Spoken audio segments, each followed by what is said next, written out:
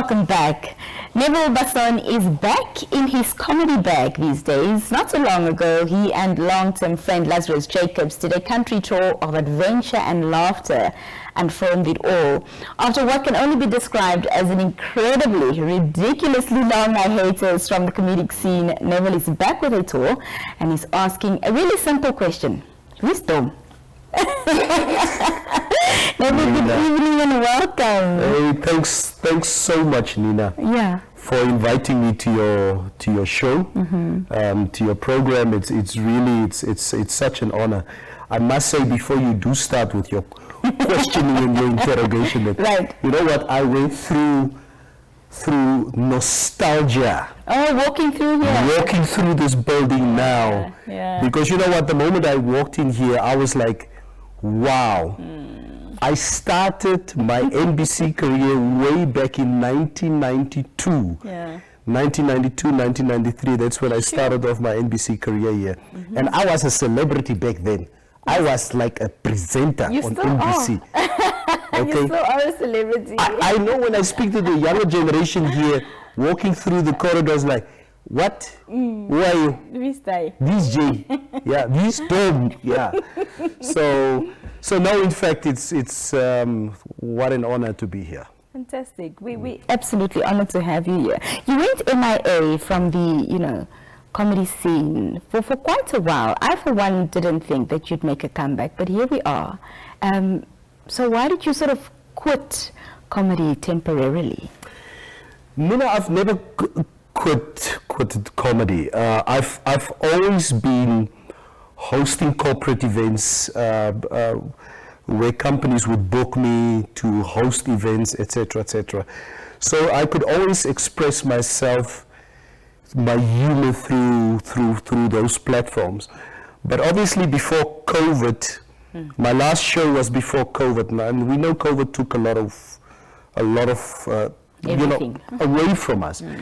So I never had a chance to actually to put up a production. And I've had so many requests from around the country and I'm not going to say what has happened the last 3-4 years. So much has happened the last 3-4 years. Yeah. And people keep say, ons moet praat. Can you have a show?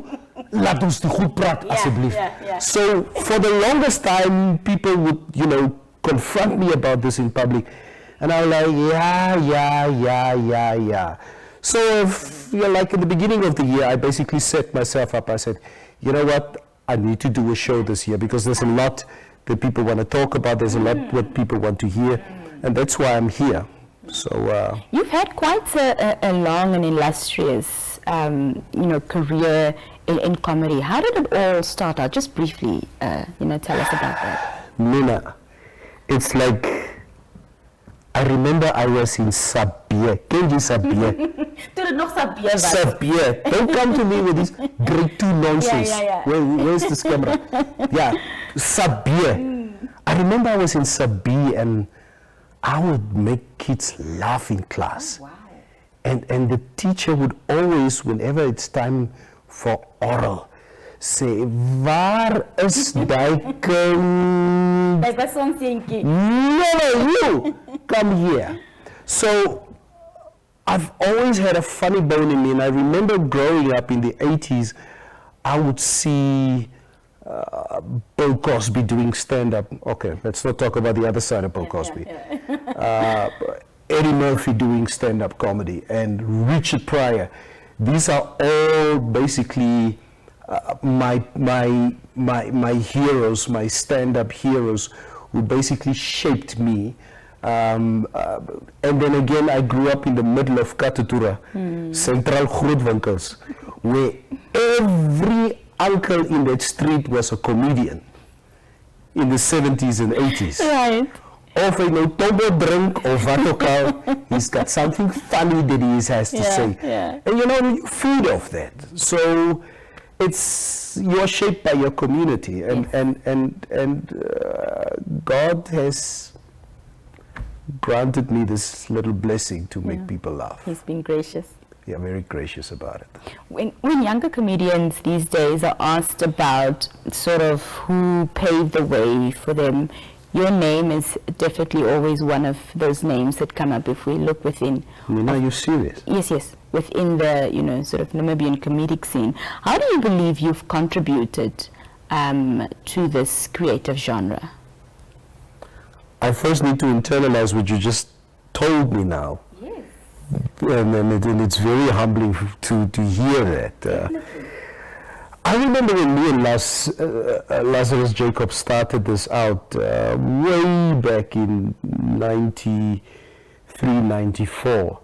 And as we were sharing our VHS cassettes, I'm not going to tell you what kind of VHS cassettes we shared. Yes. Yeah, because we were young. So we shared a lot of VHS cassettes. Okay, let me watch yours and you watch mine. Yeah, so we shared a lot of those things. Yeah. And comedy was also some of those cassettes that we shared.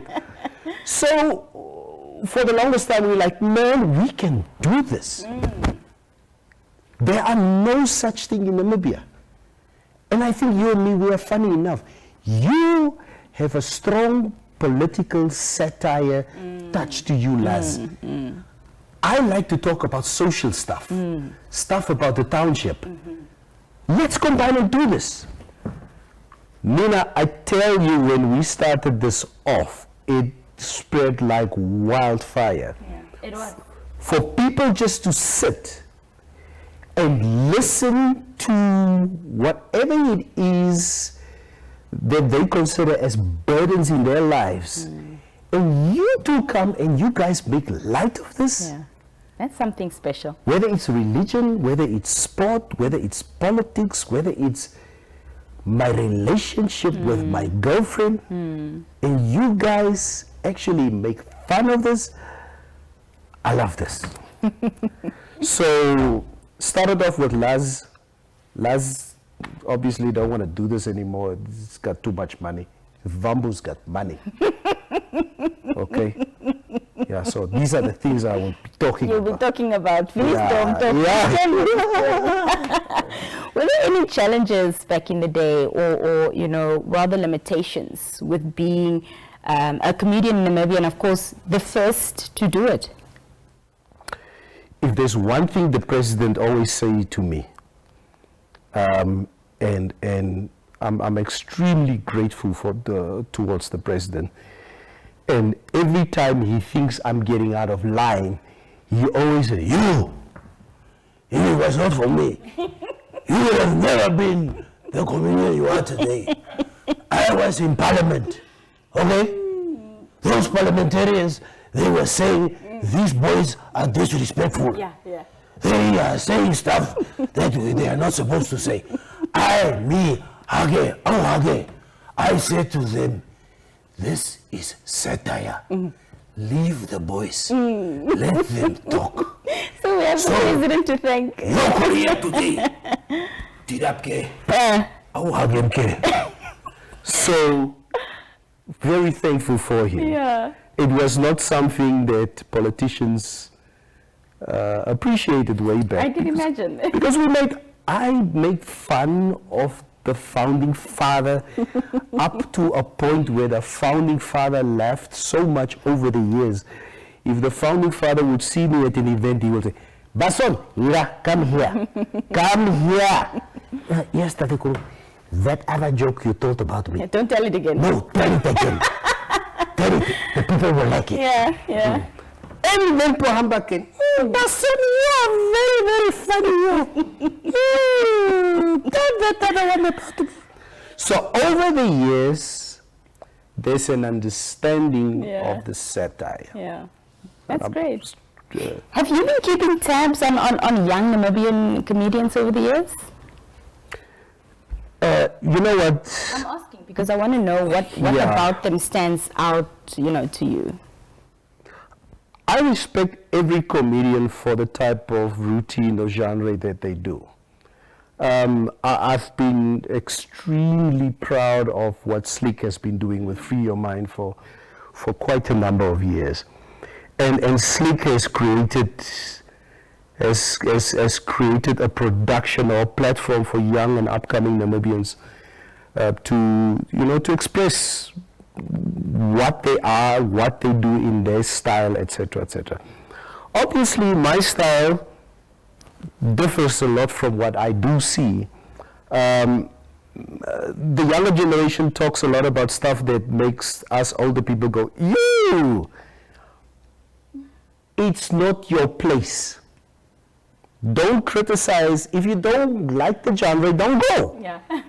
So I would sit and watch, and I would like, that was a bit, but it's not my place. You respect every comedian for the style that he or she has. Yeah.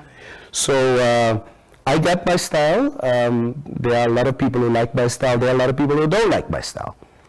I swear, as much as I love a guy when it comes to entertainment, music in Namibia, I'm a big Gaza fan. I swear there are people who don't like Gaza. Yeah.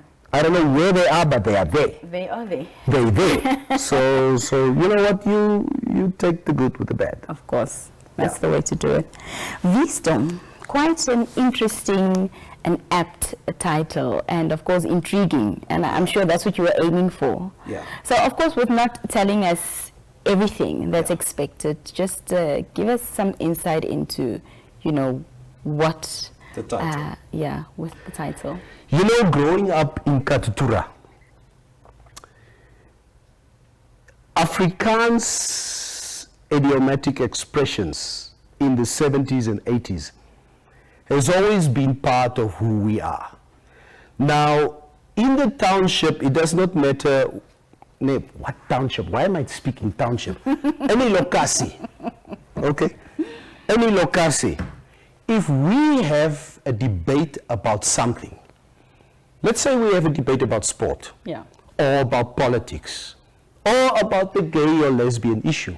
Doesn't matter what your opinion is.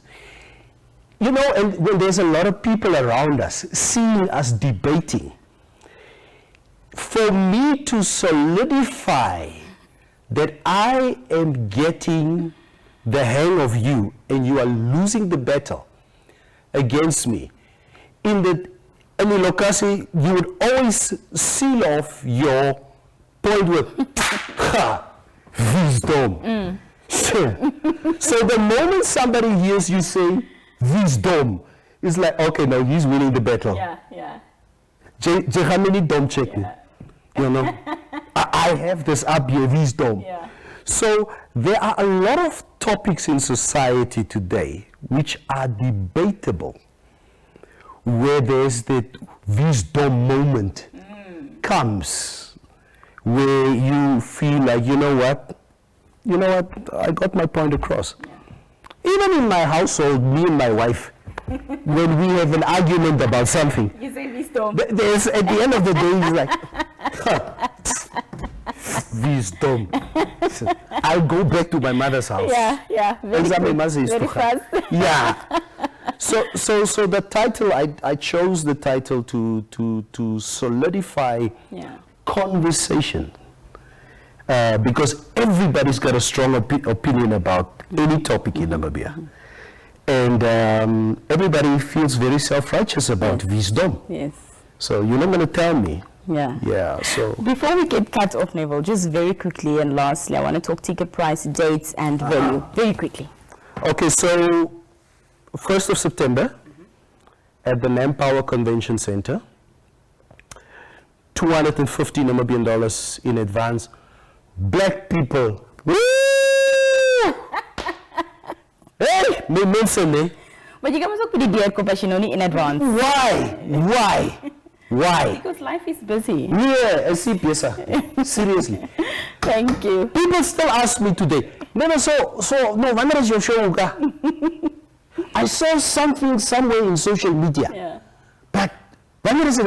Is it past? Well, hopefully, of course, with this interview now, they'll definitely know, because we've got it on record. 1st of September. Yeah. Manpower Convention Center. $250 if you buy a ticket up front, and $300 at the door if you don't. Mr. Basson? I have to, in conclusion, yes, because there's a big element to my show that people are overlooking, I have 4 major sponsors for my show. And the prizes that are up for grabs at my show is out of this world. Just for you, well, which camera is it? Is it this one? Yes, that's Is it Diana? Mm-hmm. Just for you to buy a ticket to my show of 250 Namibian dollars, you're going to go into a lucky draw. Nina? Oh, awesome. You're going to go into a lucky draw. One of the prizes that you can walk away with, just by being there, is a weekend for 2 sponsored by Gondwana to Desert Whisperer and Desert Grace. It's in the south of Namibia. That prize is worth at least 50,000 Namibian dollars. Sure. A weekend for 2. Mm-hmm. Another prize is a weekend for 2 at Hakusende, I believe. It's in the Zambezi region. Mm-hmm, mm-hmm. It's also 1 night at the lodge and another night at the boathouse, which is all luxury. Mm-hmm. 50,000 Namibian dollars worth, weekend for 2. A third prize is a ticket for 2, a local flight for 2 people in Namibia. Yeah. And a fourth prize is a ticket for 2, destination Cape Town. 4 prizes like I'll be giving away. The gift that keeps on giving. Hela. Okay, I'm giving away at least $150,000 that evening. Dan vraag jullie nog voor mij, wanneer is die show? Wisdom. Ladies and gentlemen, Neville Basson is back on the comedic scene. 1st of September, you don't want to miss it. He's given all of the details from myself and the rest of the team. It's good night. Thank you so much for watching. We're back next week, Monday, same place and time.